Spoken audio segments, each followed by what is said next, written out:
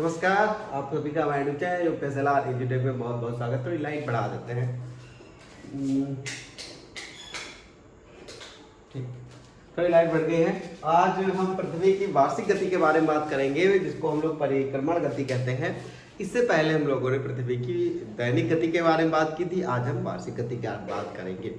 इससे पहले देखिए, मेरे चैनल का जो नाम है लिखे दे रहा हूँ, UPSLR एजुटेक।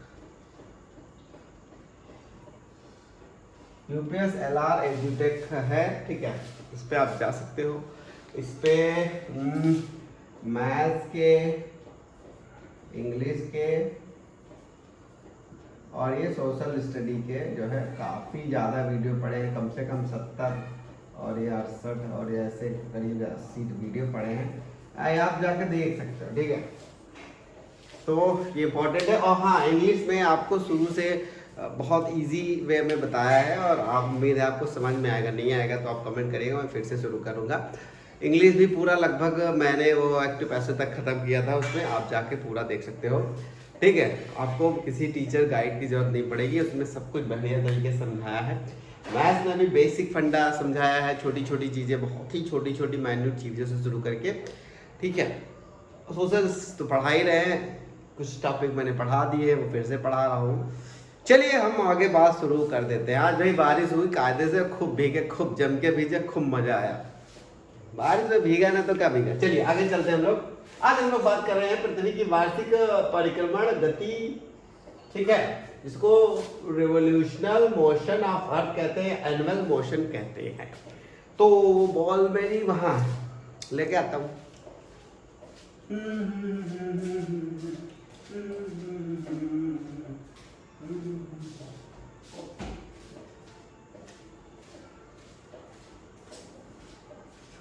ये बॉल बहुत मजेदार है, इससे मैं काफी चीजें कर लेता हूँ।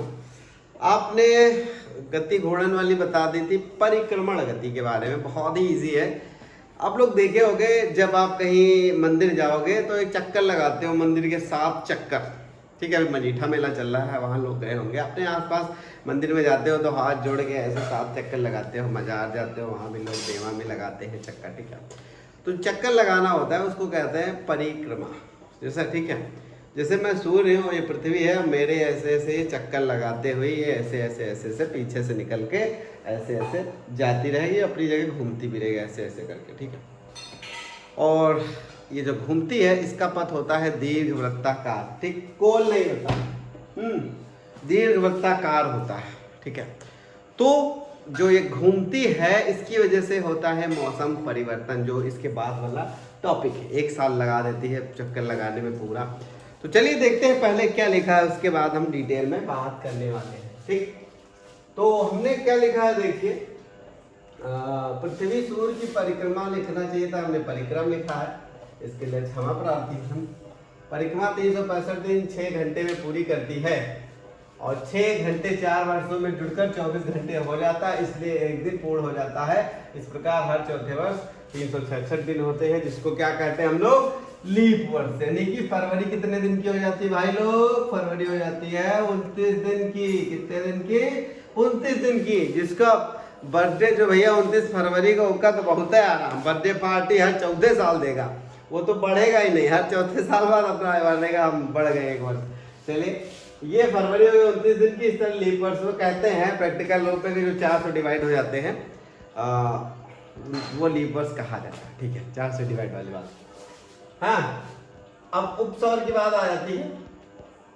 इसको अगर आप कैलकुलेट करेंगे, देखिए कितना है, 365 दिन 6 घंटे। 6 घंटे को अगर 4 से गणना करा तो 24 हो गया, यानी कि एक दिन में 24 घंटे होते हैं, एक पूरा दिन जुड़ गया 4 साल में, तो इसलिए लीप वर्ष हो गया। कभी कभी डिफिनेशन भी आ जाती है, कभी कभी निकालने का आ जाता है।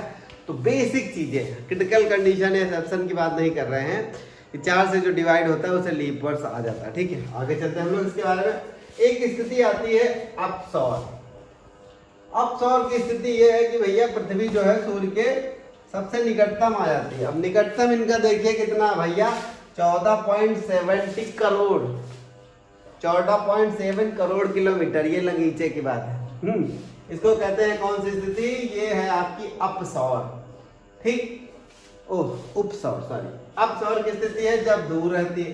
दूर में कितनी 15.21 करोड़ किलोमीटर, बहुत कम डिफरेंस है दोनों का, लेकिन कहते हैं कि ये दूरी है। ठीक है, तो दो वर्ड आए आपके अप और उप और अप।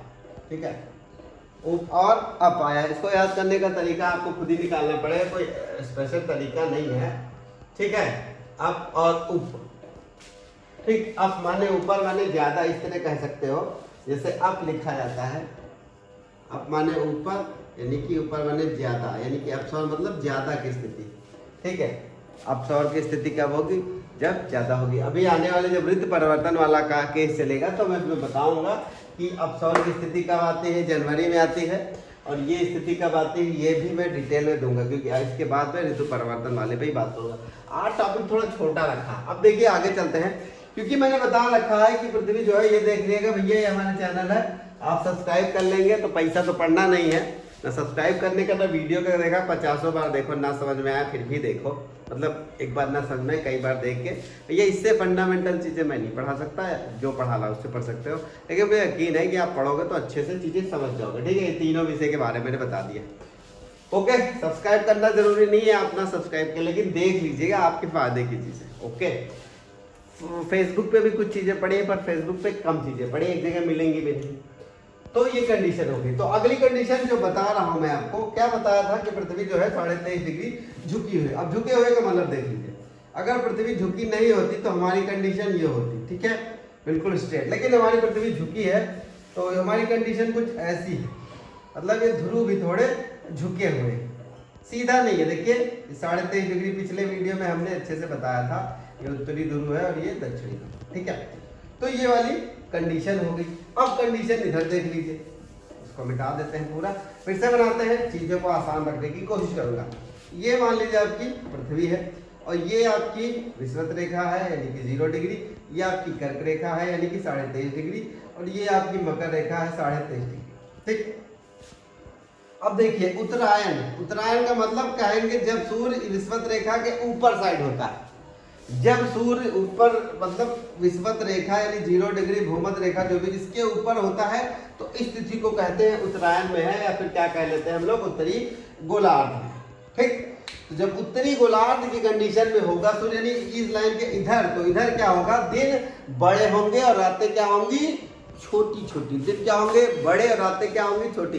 इतनी छोटी नहीं होंगी, मतलब 1-2-3 घंटे कम हो जाते हैं। जैसे इस समय की स्थिति क्या है, 7:07-7:20 तक का उजाला रहता है, ये है दिन बड़ा। सुबह भी हो जाती है 4:30 बजे, सूरज उजाला टाइप का हो जाता है, तो इसको कहते हैं दिन बड़ा हो गया। रात के दिन इसीलिए लोग जो है दिन भर उगाते रहते हैं कि भैया कि नींद ही नहीं पूरी हो रही, रातवा में सोते हो 11 बजे हैं, जागते कितने हो भाई, जगोगे जल्दी तो क्या होगा।